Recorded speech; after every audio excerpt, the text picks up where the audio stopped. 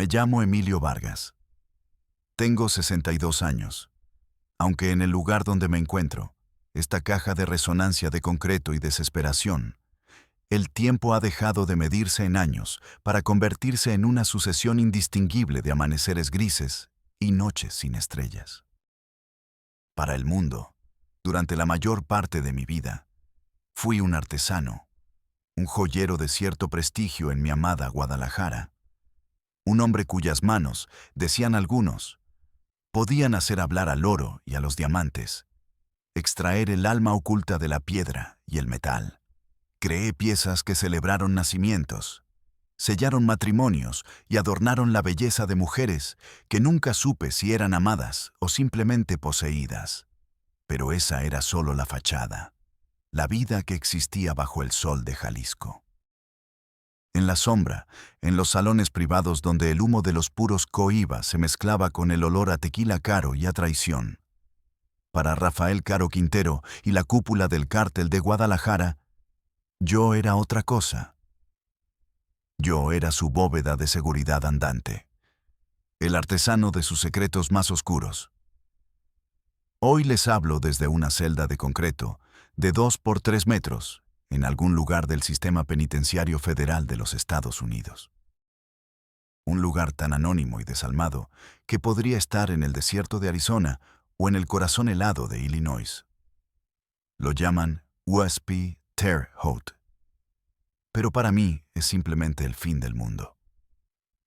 El aire aquí dentro tiene un olor propio, una mezcla de desinfectante industrial, sudor rancio y la desesperanza de 1000 hombres.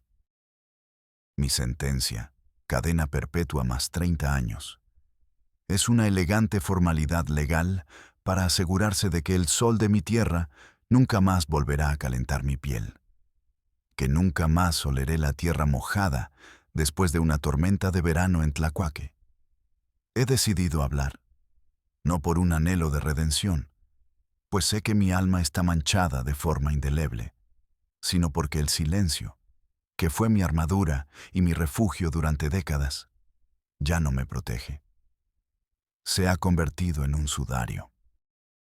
Y la verdad, desnuda y terrible, es lo único que me queda.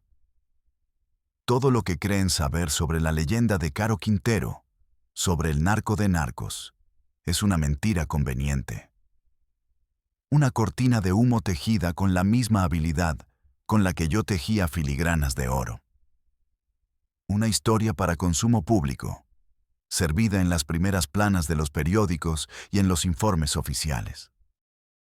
Creen que su inmenso poder venía de los interminables sembradíos de marihuana en el rancho El Búfalo, un mar verde que producía miles de toneladas y generaba millones de dólares.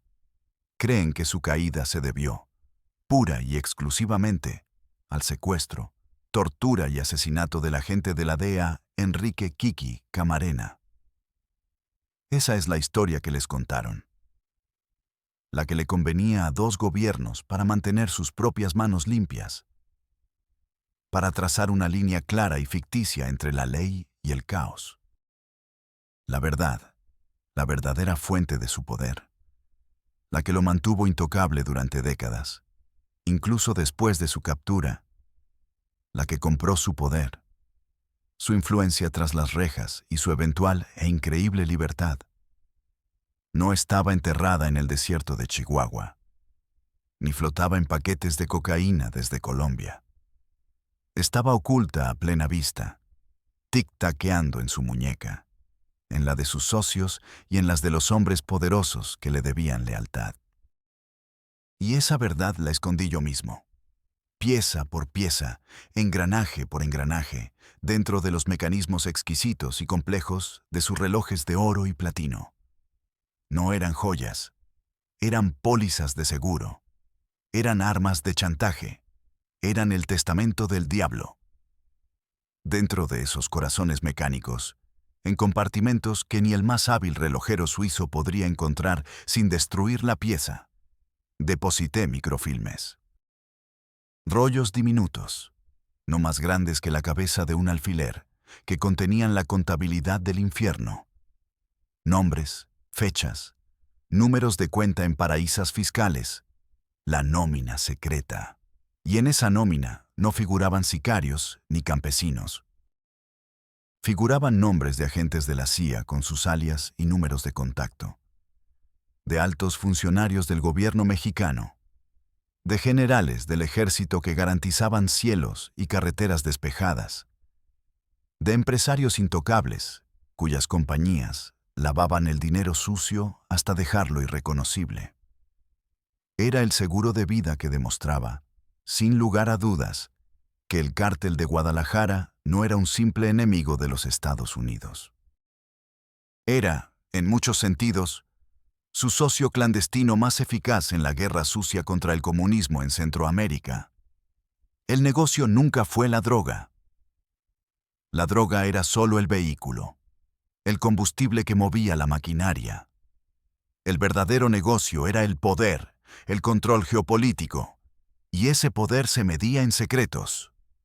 Y yo, Emilio Vargas, el hombre que amaba la precisión y la belleza, era el custodio de la fealdad más absoluta.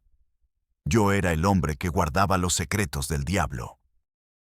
Se preguntarán, y con toda la razón del mundo, ¿cómo un hombre que dedicó su vida a pulir oro y a montar diamantes con la delicadeza de un cirujano, un hombre que encontraba una paz casi espiritual en la perfección de un mecanismo suizo, terminó enterrando los pecados del diablo en esas mismas máquinas de tiempo? La respuesta no es tan glamurosa ni cinematográfica como podrían imaginar.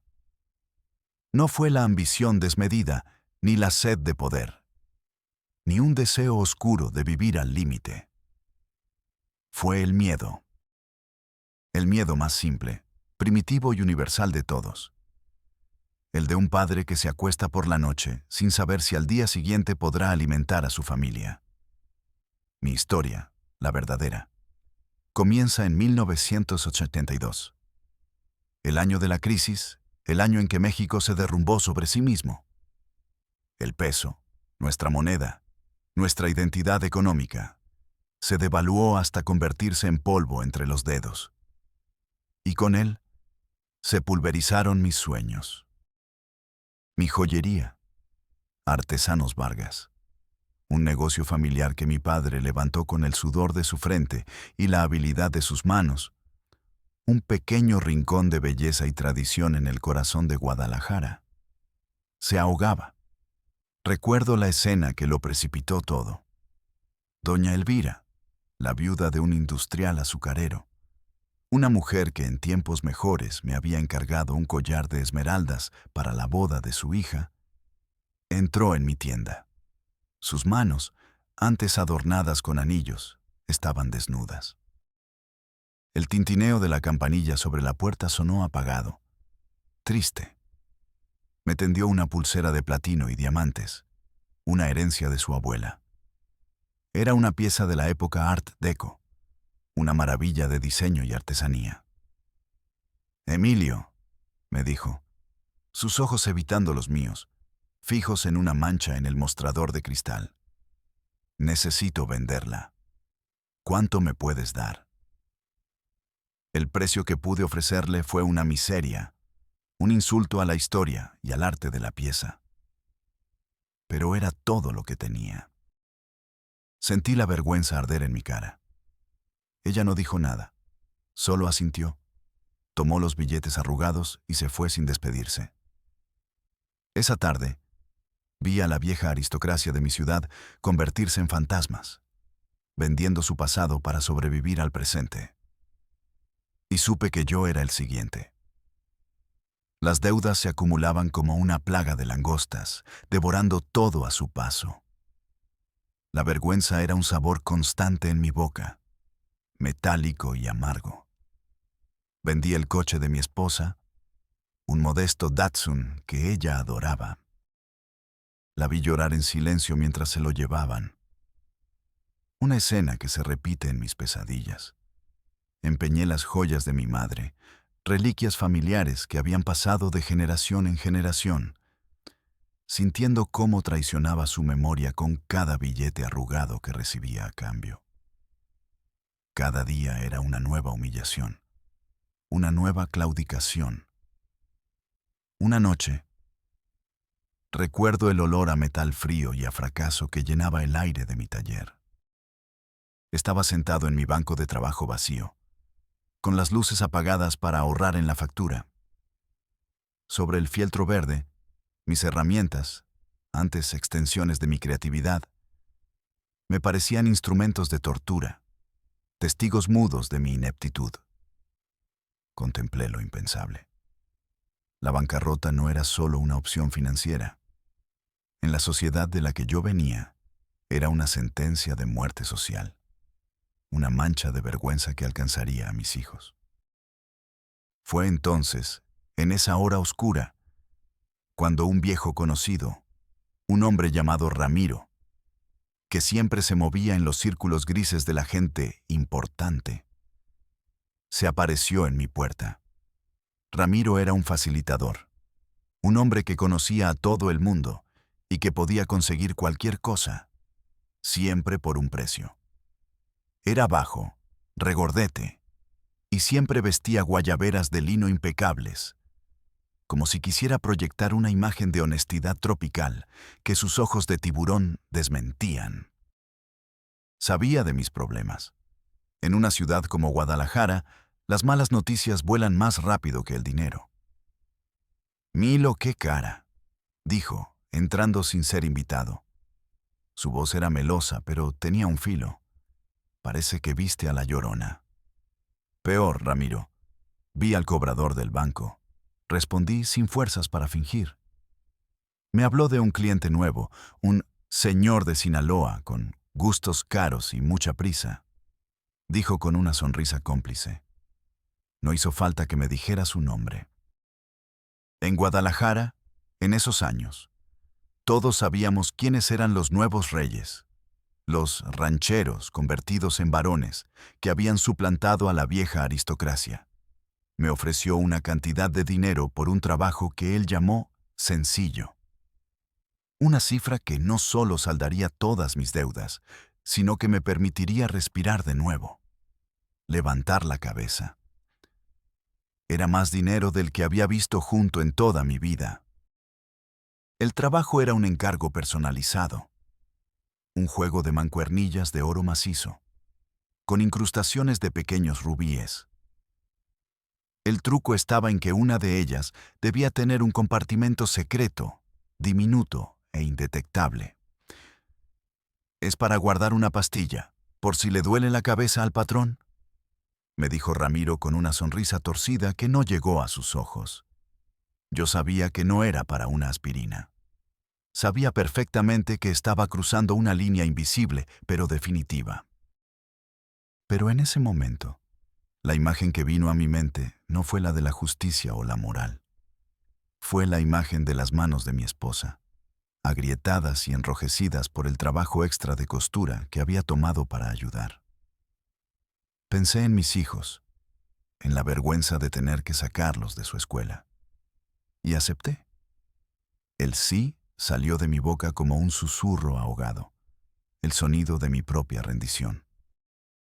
Esa noche, mientras mis manos, acostumbradas a crear belleza y a celebrar la vida, fabricaban con precisión milimétrica un receptáculo para el veneno, para la droga o para algún secreto innombrable, una parte de mí murió. El artesano cedió el paso al cómplice. Pero mi familia comió al día siguiente y cenó la semana entera. Y esa, para un hombre desesperado, es una justificación tan poderosa que puede acallar casi cualquier conciencia. Pensé, en mi infinita ingenuidad, que sería un trabajo único, un pacto con el diablo que se saldaría con ese encargo. ¡Qué estúpido fui! Para gente como ellos, una vez que has aceptado su dinero, también han comprado un trozo de tu alma y nunca te lo devuelven. Una semana después me buscaron de nuevo. Esta vez el encargo era más grande. Y esta vez no enviaron a un intermediario. Esta vez me llevarían a conocer al patrón. Parte principal. Crónica de ascenso y caída. Episodio 1. Bautismo de fuego. Me citaron en mi taller una tarde. El sol de Jalisco caía a plomo sobre el asfalto, haciendo brillar los cristales sucios de la calle. Yo estaba puliendo una pieza de plata, intentando encontrar normalidad en el ritmo de mi trabajo, cuando una sombra oscureció la puerta. Una camioneta Suburban negra, tan lustrosa que parecía absorber la luz, se detuvo en la puerta. Su motor, un murmullo apenas perceptible, que hablaba de poder y dinero. De ella bajaron dos hombres. Eran corpulentos, vestidos con botas de piel de avestruz que debían costar más que mi alquiler anual, y camisas de seda brillante con los 3 primeros botones desabrochados, mostrando cadenas de oro gruesas sobre el vello del pecho. No dijeron una palabra. Uno de ellos simplemente me hizo un gesto con la cabeza para que subiera. El interior del vehículo olía a cuero nuevo y a un ambientador caro, con aroma a pino que no lograba enmascarar un ligero olor a tabaco y a algo más.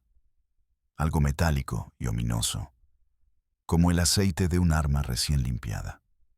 El silencio durante el viaje era pesado, denso, cargado de una autoridad que no necesitaba de palabras. Nos alejamos del bullicio de la ciudad, tomando carreteras secundarias que serpenteaban entre campos de agave. Mis manos sudaban. En mi mente, repasaba una y otra vez mi decisión. ¿Qué clase de hombre era? ¿Qué diría mi padre si me viera? La imagen de su rostro, curtido por el trabajo pero siempre honesto, apareció en mi mente y tuve que tragar saliva para no vomitar. Pero entonces, la imagen de la despensa llena en mi casa, el alivio en los ojos de mi esposa, acallaba esas voces. Era un veneno dulce, la justificación del hombre débil. La finca a la que llegamos, en las afueras de la ciudad, era un palacio salido de una fantasía. Un muro de piedra de varios metros de altura rodeaba la propiedad, coronado por alambre de espino y cámaras de seguridad que giraban lentamente, como ojos de buitre. El portón de hierro forjado se abrió sin que nadie se bajara del vehículo, con un zumbido eléctrico que sonó a definitivo. Dentro, el mundo cambió. Caballos de pura sangre, animales magníficos de crines lustrosas, pastaban en campos de un verde imposible. El aire olía a dinero viejo y a poder nuevo. Una mezcla embriagadora y peligrosa de hierba recién cortada, estiércol de caballo y el cloro de una piscina cercana. El sonido de mis zapatos sobre la grava del camino parecía una profanación en aquel silencio opulento. Me condujeron a través de jardines impecables, pasando junto a estatuas de mármol y fuentes cantarinas, hasta una terraza junto a una piscina de mosaicos azules que reflejaba el cielo de Jalisco. Allí, reclinado en una silla de teca, con los pies descalzos apoyados sobre una mesita, un hombre joven, de no más de 30 años, me esperaba. Era Rafael Caro Quintero. No tenía el aspecto de un monstruo de leyenda. Parecía un ranchero que había tenido una racha de buena suerte. Vestía unos simples jeans y una camisa de algodón, pero en su muñeca brillaba un Rolex de oro macizo que parecía pesar 1 kilo, un sol en miniatura que deslumbraba. Me sonrió, una sonrisa ancha, casi infantil, que mostraba unos dientes perfectos. Pero sus ojos no sonreían. Eran fríos, calculadores, y te atravesaban, desnudando tus miedos y tus debilidades en un instante. Emilio Vargas, dijo, su voz con el inconfundible acento sinaloense, arrastrando las palabras. Siéntate. ¿Un trago? Señaló una botella de whisky Chivas Regal Royal Salud de 21 años que reposaba en una hielera de plata. El licor valía más que mi sueldo de un mes. No, gracias, señor. Prefiero tener el pulso firme para trabajar. respondí, intentando que mi voz sonara más segura de lo que me sentía. El corazón me martilleaba las costillas. Él soltó una carcajada, un sonido estruendoso que pareció asustar a los pájaros. Me gusta eso. Un hombre que se toma en serio su jale. Me estudió por un momento, inclinando la cabeza.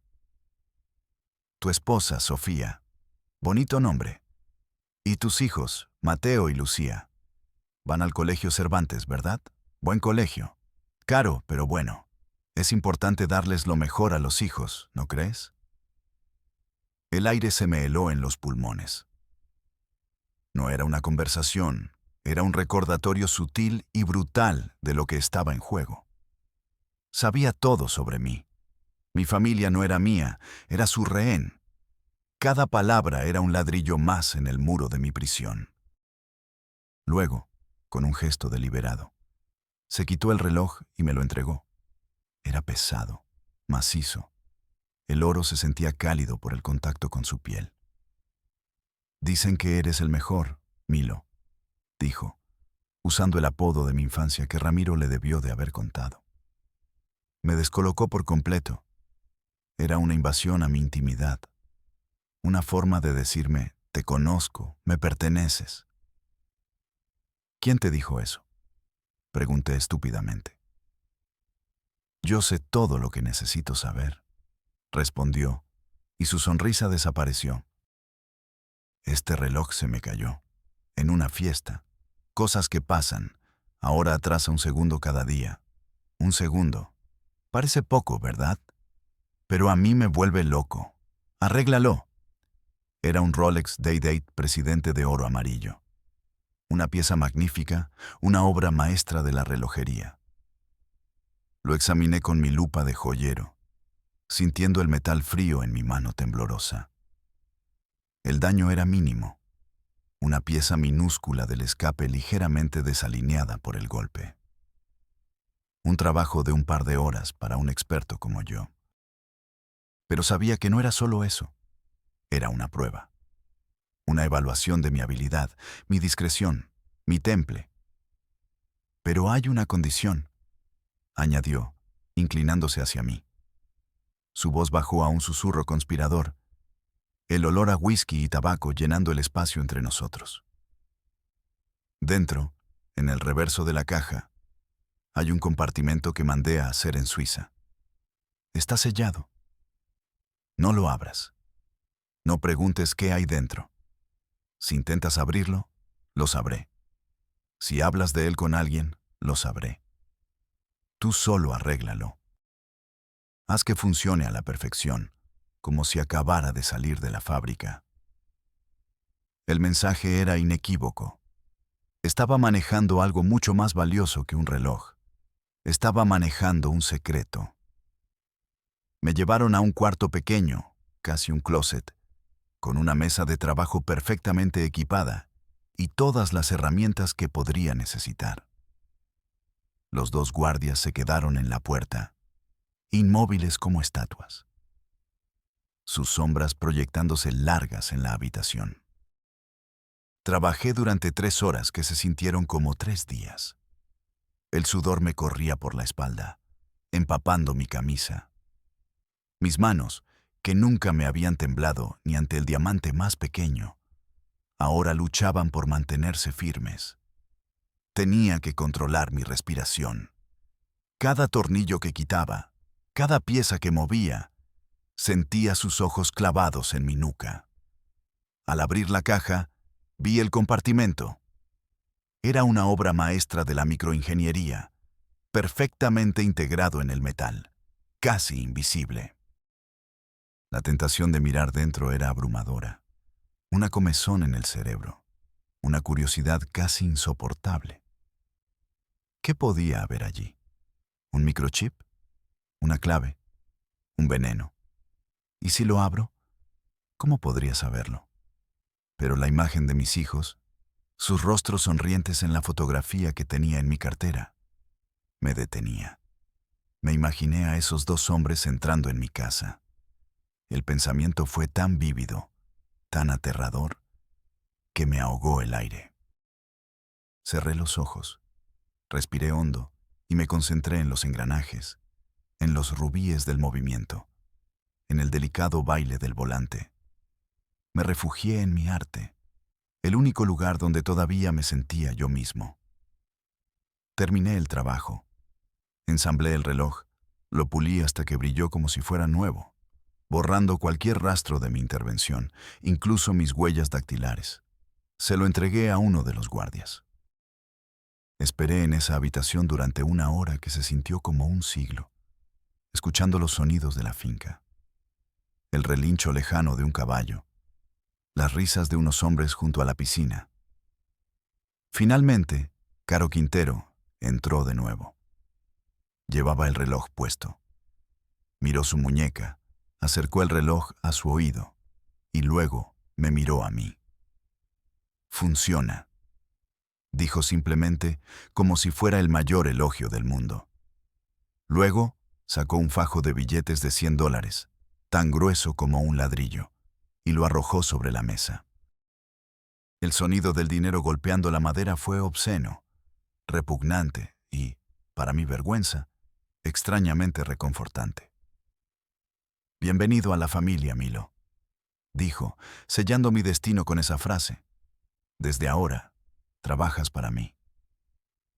Ese día no solo arreglé un reloj, firmé mi sentencia de por vida. Episodio 2. La revelación. Mi epifanía. El momento en que la venda cayó de mis ojos y comprendí la verdadera y aterradora naturaleza del monstruo para el que trabajaba, llegó unos meses después. Para entonces ya me había convertido en su joyero de cabecera, una posición tan lucrativa como peligrosa. Mi taller prosperaba de nuevo, pero ahora era una fachada para lavar el dinero y justificar mis ingresos. Yo vivía en una jaula de oro, con lujos que nunca había soñado y un miedo que nunca había imaginado. La llamada llegó a medianoche.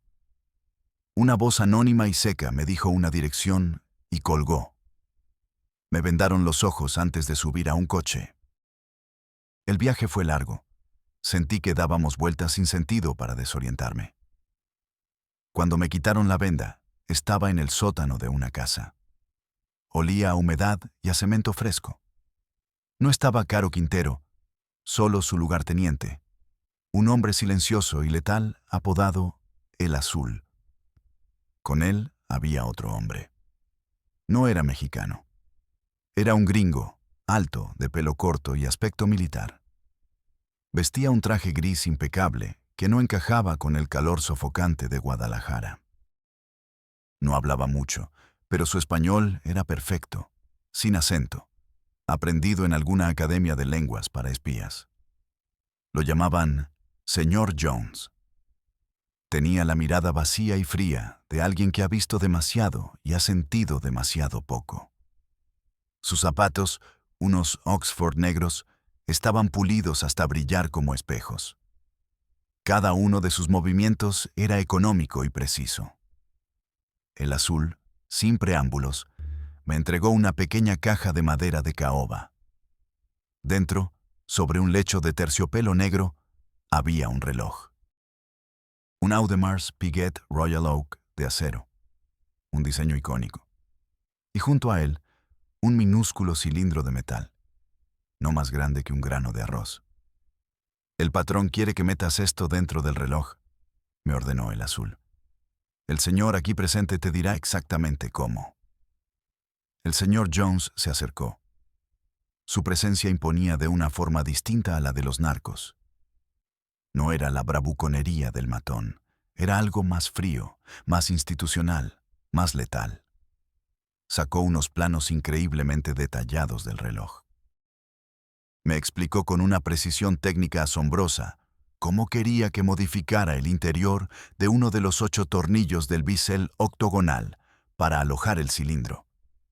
El tornillo tendría que ser ahuecado y dotado de una rosca microscópica. «Debe ser absolutamente indetectable», dijo con voz monótona, desprovista de emoción.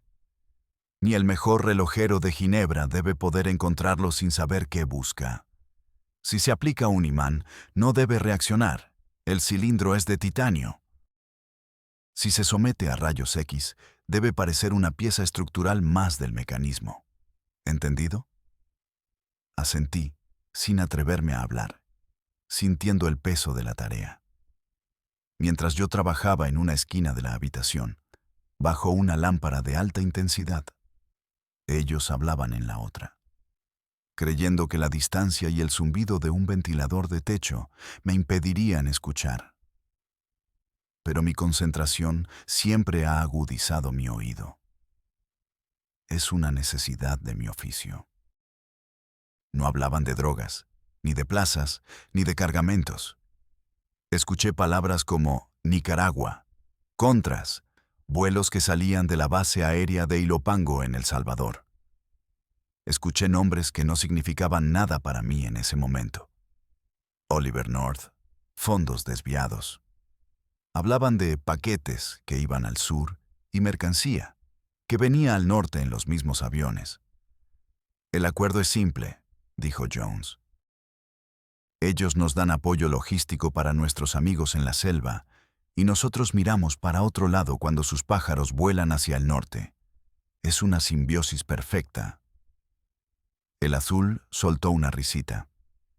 Mientras los dólares sigan fluyendo hacia acá y las armas hacia allá, todos contentos. Eran fragmentos, pedazos de un rompecabezas que mi mente, aterrorizada, se negaba a armar. Pero sentí un escalofrío que me recorrió la espina dorsal. Esto era mucho, mucho más grande que la marihuana y la cocaína. Cuando terminé, después de horas de trabajo microscópico y una tensión que me dejó los músculos del cuello y la espalda agarrotados, el señor Jones inspeccionó el reloj con una lupa de gran aumento y un dispositivo electrónico que nunca había visto. Asintió, satisfecho. Antes de irse, le entregó a El Azul un sobre manila grueso. No contenía dinero. Lo sé porque El Azul lo abrió brevemente y vi lo que había dentro. Pasaportes americanos con fotografías de hombres que yo conocía como sicarios del cártel y documentos con el sello oficial de la embajada. Esa noche no pude dormir. Daba vueltas en la cama, las palabras de Jones resonando en mi cabeza. Simbiosis perfecta. Me levanté y fui a mi taller. Me serví un vaso de tequila, pero el alcohol no me calentaba, solo avivaba mi ansiedad. Encendí una pequeña radio y busqué las noticias internacionales en onda corta, un viejo hábito de mi padre. Entre la estática, encontré una transmisión de la BBC. Hablaban de la guerra civil en Nicaragua, de la lucha de los contras contra el gobierno sandinista, del Congreso de EE-UU, prohibiendo la ayuda militar a través de la enmienda Boland. Y entonces, todo encajó con la fuerza de una revelación devastadora. El gringo no era un comprador de droga, era un agente, un espía. Y el pequeño cilindro que yo había escondido no era un capricho de narco. Era información. Caro Quintero y su gente no eran solo traficantes que el gobierno americano perseguía. Eran activos de la inteligencia estadounidense. Eran socios. Movían armas hacia el sur para alimentar la guerra anticomunista de Reagan y traían droga hacia el norte bajo la mirada complaciente y a veces con la ayuda directa de la CIA. El asesinato de Kiki Camarena no fue el acto de un cartel desafiando a una superpotencia. Fue un terrible accidente laboral. Un empleado que se metió donde no debía, que descubrió la verdadera conexión y que tuvo que ser silenciado para proteger la operación. Y ellos, los gringos, sacrificaron a su propio agente para mantener la fachada. Yo estaba en medio de todo. El humilde joyero, el artesano, era ahora un engranaje en una maquinaria de espionaje internacional y guerra sucia. El miedo que sentí al principio se transformó en un terror profundo y existencial. Ya no había salida. Sabía demasiado. Mi conocimiento no era poder, era una sentencia de muerte suspendida sobre mi cabeza. Episodio 3. El ascenso. Mi ascenso, si se le puede llamar así, fue rápido y silencioso. Me volví indispensable. Mi taller, Artesanos Vargas, se convirtió en el laboratorio secreto del cártel, una especie de Q-Branch para el AMPA. Ya no solo modificaba relojes. Mi genio, mi don para la mecánica de precisión que antes usaba para crear belleza, fue puesto al servicio de la muerte y el engaño. Cada encargo era un nuevo descenso a los círculos del infierno. La misión que cimentó mi reputación y mi condena llegó de la mano de Miguel Ángel Félix Gallardo, el jefe de jefes. A diferencia de Caro Quintero, que era pura impulsividad ranchera, Félix Gallardo era frío, cerebral, un empresario de la muerte. No me recibió en un rancho, sino en una oficina de lujo en un edificio del centro, con vistas a toda la ciudad. El aire olía a caoba pulida y a café caro. Vestía un traje italiano y hablaba en voz baja, como un banquero. «Señor Vargas», dijo, sin levantarse de su escritorio de caoba, «he oído hablar de su talento para la discreción. Tengo un problema. Un general, un hombre de la vieja escuela, de esos que todavía creen en la patria y esas tonterías. Se niega a cooperar, hace demasiado ruido. Necesito una solución silenciosa, que parezca natural. Me han dicho que usted es un hombre de ideas». Luego, sacó una pluma de su bolsillo. «Necesito un juego de plumas. Montblanc, que parezcan ordinarias, pero que no lo sean». Trabajé durante semanas en ese proyecto. Fue la creación más perversa de mi carrera. Me sentía como un moderno Dr. Frankenstein. Una pluma disparaba un dardo minúsculo con un tranquilizante de acción rápida, capaz de incapacitar a un hombre en segundos. Otra contenía un micrófono tan sensible que podía captar una conversación a 10 metros de distancia y transmitirla a un receptor cercano. La tercera, la más letal, la que me robó el sueño durante meses, era la obra maestra del diablo. Modifiqué el mecanismo de la punta para que, con una ligera presión adicional, como al firmar un documento, se extendiera una aguja de tungsteno de apenas 1 milímetro, tan fina como un cabello. La aguja estaba impregnada con una toxina que había investigado en viejos manuales de espionaje, una combinación de succinilcolina y potasio que inducía una parálisis muscular masiva y un paro cardíaco, imitando un infarto fulminante e indetectable en una autopsia estándar. Mientras las fabricaba, me sentía como un alquimista del mal, transformando objetos de escritura en instrumentos de traición y muerte. Unas semanas después de entregarle las plumas, 2 de los hombres de Félix Gallardo estaban en mi taller, esperando a que terminara un trabajo menor. Hablaban en voz baja, creyendo que yo estaba absorto en mi trabajo. «¿Oíste lo del general Robles?», dijo uno. «El que no quería cooperar». «Sí, le dio un infarto en su oficina». «Qué mala suerte», respondió el otro con una sonrisa. «Mala suerte, sí. Sobre todo porque el padrino estaba firmando unos papeles con él justo antes de que le diera el ataque. Usó la pluma que le hizo este cabrón», dijo, señalándome con la cabeza. Le picó en la mano al despedirse. Ni cuenta se dio el pendejo. Sentí que la sangre se me helaba.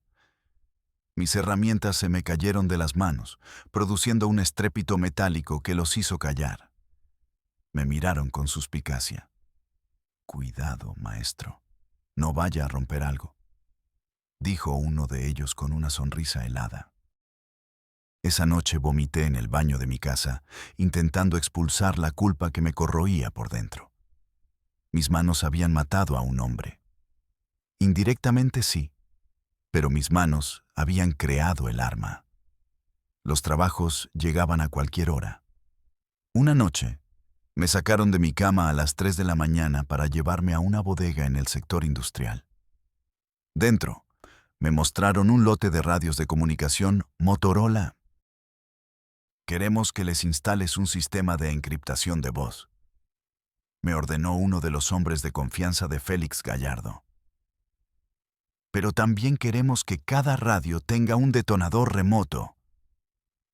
Si los federales los capturan y nos comprometen, apretamos un botón aquí y el radio se convierte en una bomba de C4. Una limpieza de evidencia y de testigos. Pasé 2 días sin dormir, soldando circuitos delicados y manejando con manos temblorosas el explosivo plástico, con el olor a químico y a muerte pegado en mi ropa y en mi piel. Escuchaba conversaciones que podrían haber derribado gobiernos. Nombres de políticos en la nómina, jueces que recibían maletas de dinero para dictar sentencias favorables, generales del ejército que limpiaban rutas aéreas y terrestres para que los cargamentos pasaran sin problemas. Yo solo escuchaba, asentía y trabajaba. Me pagaban con fajos de billetes, con propiedades a nombre de terceros, con coches de lujo que apenas usaba. Mi familia vivía en una opulencia que nunca soñamos. Pero cada noche, cuando me acostaba junto a mi esposa, sentía el peso de los secretos que guardaba aplastándome el pecho. No era un sicario. Nunca disparé un arma. Pero mis manos, mis creaciones, facilitaban el imperio del terror.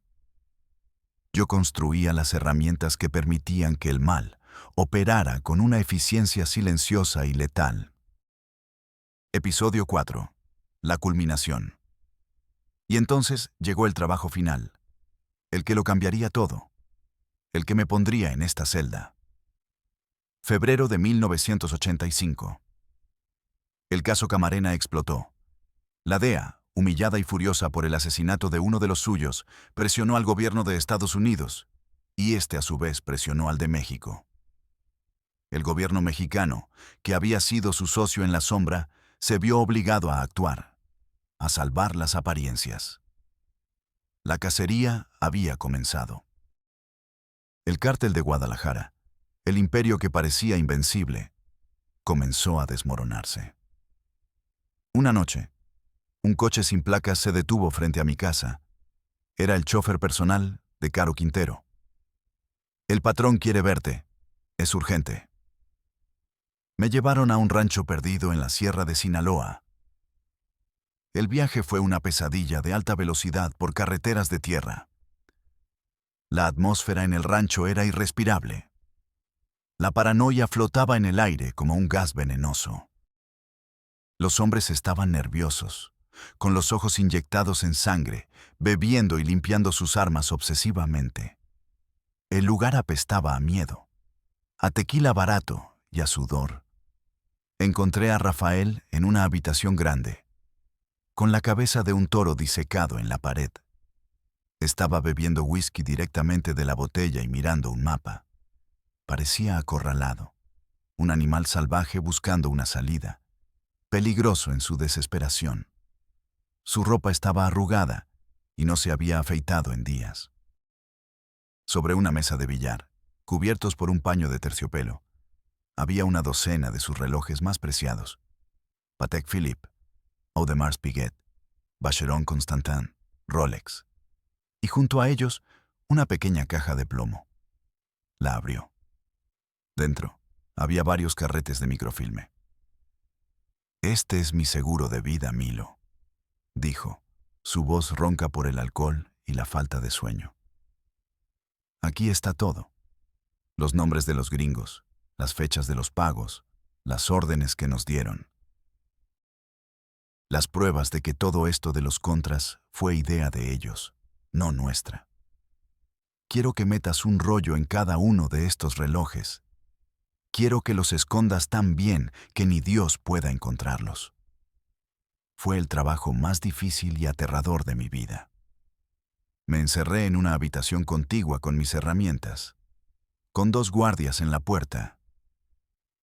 el destino del hombre más buscado de México, y quizás el futuro de las relaciones clandestinas entre dos países, estaba en mis manos.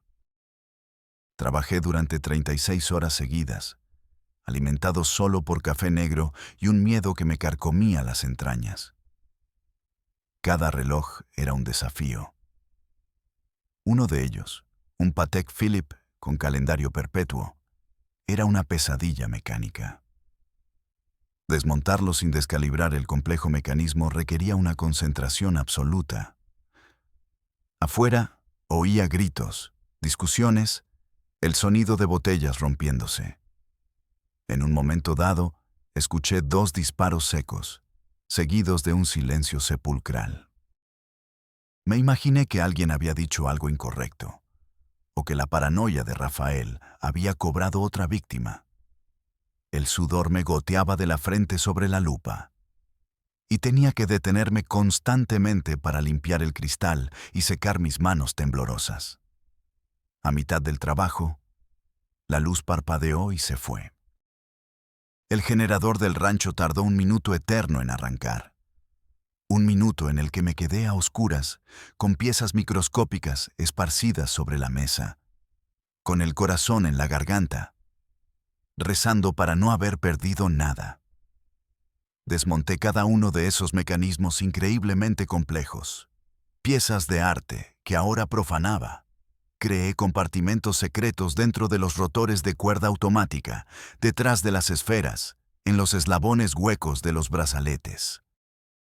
Cada pieza de microfilme fue sellada al vacío en una diminuta cápsula de titanio que yo mismo había fabricado para protegerla de la humedad, la presión y los campos magnéticos. Mientras trabajaba, bajo la luz intensa de mi lámpara y la lente de mi lupa, no pude evitar ver fragmentos de la información. Era como mirar directamente al infierno. Vi listas de nombres seguidas de la sigla CIA. Vi números de cuentas en bancos de las Islas Caimán y Panamá con saldos astronómicos. Vi fotocopias de órdenes firmadas por hombres cuyos rostros aparecían en los periódicos como pilares de la ley y el orden. Era la caja de Pandora. La prueba irrefutable de la traición y la conspiración al más alto nivel. Cuando terminé, estaba exhausto, física y mentalmente destrozado. Le entregué los relojes a Caro Quintero. Él los miró uno por uno, como si fueran sus hijos pródigos. Luego se volvió hacia mí y puso una mano pesada y sudorosa en mi hombro. Su aliento apestaba a whisky. Su mirada era penetrante, letal. «Ahora tú sabes tanto como yo, Milo», dijo en voz baja. «Eso te hace la persona más valiosa para mí, y el hombre más peligroso para ellos». En ese momento lo supe. Mi vida, tal como la conocía, había terminado. Yo ya no era un joyero. Era un archivo viviente, una bomba de tiempo humana. Punto de inflexión. La caída del imperio fue rápida y sangrienta. Caro Quintero fue capturado en Costa Rica en abril de 1985. Don Neto y Félix Gallardo cayeron poco después. El cártel de Guadalajara se fracturó. Como un cuerpo sin cabeza, convulsionó y se dividió en feudos en guerra. Los hermanos Arellano Félix se quedaron con la plaza de Tijuana. Amado Carrillo Fuentes, el señor de los cielos, tomó Juárez. El Chapo Guzmán y el Mayo Zambada empezaron a construir su propio poder en Sinaloa. Una nueva generación de capos, más violentos, más despiadados, tomó el poder. Y yo, Emilio Vargas, el joyero que sabía demasiado, me convertí en un problema, en un cabo suelto, en un fantasma que poseía una llave que todos querían. Empezaron a buscarme. No de forma abierta, al principio. Eran visitas sutiles, como el goteo constante del agua sobre una piedra. Hombres que no conocía, con miradas inquisitivas, se presentaban en mi taller con relojes caros para reparar. Usted conocía bien a don Rafa, ¿verdad? Un hombre generoso, he oído, Le gustaba regalar sus cosas, especialmente sus relojes. ¿No sabe a quién le pudo haber regalado alguno de sus favoritos? Querían el seguro de vida de Caro Quintero. Pero yo no lo sabía. Mi trabajo era esconder los secretos, no rastrearlos. Pero ellos, en su paranoia, no me creían. La presión aumentó. Un día, encontré el coche de mi esposa con las 4 llantas rajadas. Otra vez, recibí una llamada en medio de la noche. Nadie hablaba. Solo se oía la respiración lenta y amenazante de alguien al otro lado. Comencé a planificar nuestra huida. Utilicé mis habilidades para crear nuevas identidades. Vendí secretamente propiedades y convertí el dinero en diamantes. Mi plan era irnos a Canadá y desaparecer. Tenía un aprendiz en mi taller, un chico joven y brillante llamado Ricardo. Era talentoso, trabajador, casi como un hijo para mí. No sabía nada de mis otros negocios. Un día, mientras trabajábamos, me preguntó: «Maestro, ¿por qué gente tan ruda compra joyas tan finas?». Vi su curiosidad inocente y sentí una punzada de pánico. Le dije que los ricos tenían gustos extraños y cambié de tema. Esa conversación me persigue. La gota que derramó el vaso llegó una mañana de martes. Llegué al taller y la puerta estaba forzada. Dentro, todo estaba destrozado. Herramientas esparcidas por el suelo, vitrinas rotas. Y en el centro del caos, sentado en mi silla de trabajo, estaba el cuerpo de Ricardo. Le habían torturado salvajemente. Le habían arrancado las uñas de los dedos, las mismas manos que yo le estaba enseñando a usar para crear arte. Y en su pecho, clavado con un picahielo, había un pequeño trozo de papel. Decía, con una caligrafía tosca: «El próximo es tu hijo». El mundo se detuvo. El sonido se desvaneció, reemplazado por un zumbido agudo en mis oídos. El olor a sangre y a miedo me llenó la garganta. Caí de rodillas. Era mi culpa. Yo había traído a este chico a mi mundo de sombras, y la oscuridad lo había devorado.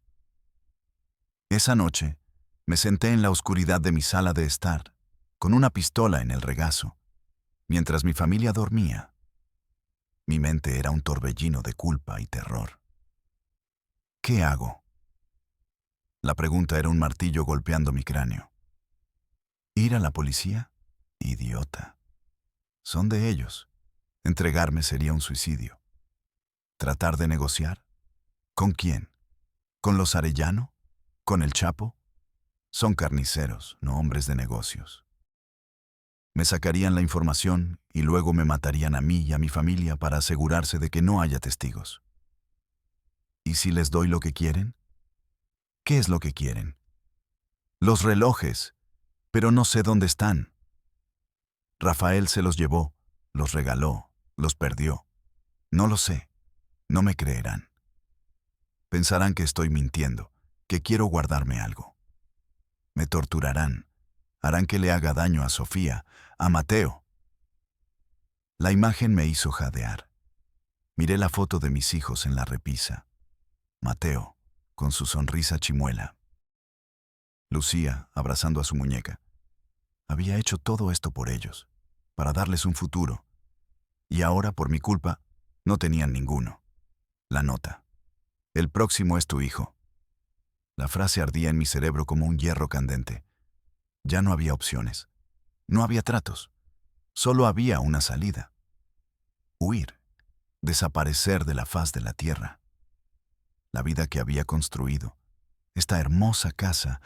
El dinero. El prestigio. Todo era una farsa construida sobre un cimiento de podredumbre. Y ahora se estaba derrumbando. Esa noche, el artesano Emilio Vargas murió para siempre. Solo quedaba un padre aterrorizado, dispuesto a hacer cualquier cosa para salvar a sus hijos. Desperté a mi esposa. Sofía, escúchame. No hagas preguntas. Empaca una maleta pequeña. Solo lo esencial.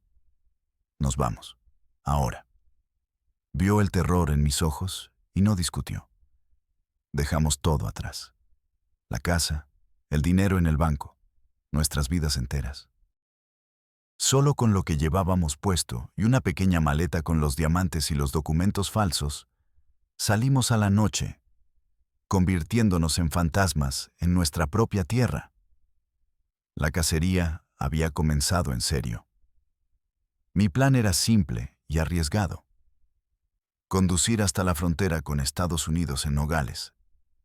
Pagar a un coyote que tenía fama de ser el mejor y más discreto. Y cruzar por el desierto de Sonora.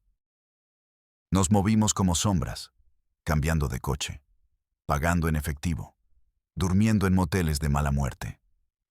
Pero el cártel era un estado dentro del estado, con ojos y oídos en todas partes. El coyote que contraté, el chacal, nos traicionó. Nos citó en una casa abandonada en las afueras de Nogales. Apenas entramos, supe que era una trampa. 3 hombres armados con cuernos de chivo salieron de las sombras. No estaban allí para negociar. Pero lo que no sabían era que un hombre que lo ha perdido todo es el más peligroso de los hombres.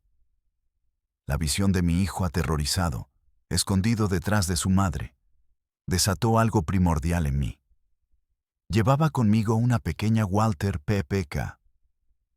Cuando uno de ellos agarró a mi esposa, disparé. Se desató el infierno. Un caos de gritos, disparos, el olor acre a pólvora. Nos arrinconaron. Estaba seguro de que íbamos a morir. Y entonces, la puerta principal voló en pedazos. Un equipo de hombres vestidos de negro irrumpió en la casa gritando en inglés, "DEA, get down, on the ground". Resultó que la DEA llevaba meses siguiéndome. No por los microfilmes, sino por mi asociación con Caro Quintero. Mi huida había activado todas sus alarmas. Se desató un tiroteo feroz. Estábamos atrapados en el fuego cruzado. Un agente me gritó que nos rindiéramos. Miré a mi familia, acurrucada en el suelo. Elegí la única opción que les daba una oportunidad. Arrojé mi arma y salí con las manos en alto. Lo último que vi antes de que me pusieran una capucha negra en la cabeza fue el rostro de mi esposa. Una mezcla desgarradora de terror y un atisbo de alivio. Fui capturado. No por mis enemigos, sino por los enemigos de mis enemigos. Y a veces, eso es solo una forma diferente de la misma condena. Y así es como terminé aquí. La DEA obtuvo a su testigo estrella. Durante meses de interrogatorios, les conté todo, excepto el secreto más grande. No les hablé de los microfilmes, ni de la conexión con la CIA. Si lo hacía, me convertiría en una amenaza para ellos también. Me harían desaparecer. Así que negocié. Mi testimonio a cambio de la seguridad de mi familia. Entraron en el programa de protección de testigos. Les dieron nuevas identidades, una nueva vida. No los he vuelto a ver. Es el precio que pagué. Mi vida a cambio de la suya. A mí me dieron cadena perpetua más 30 años. Soy un trofeo para la DEA. ¿Por qué hablo ahora? Porque hace poco, un guardia me pasó un periódico viejo. Y en él leí la noticia.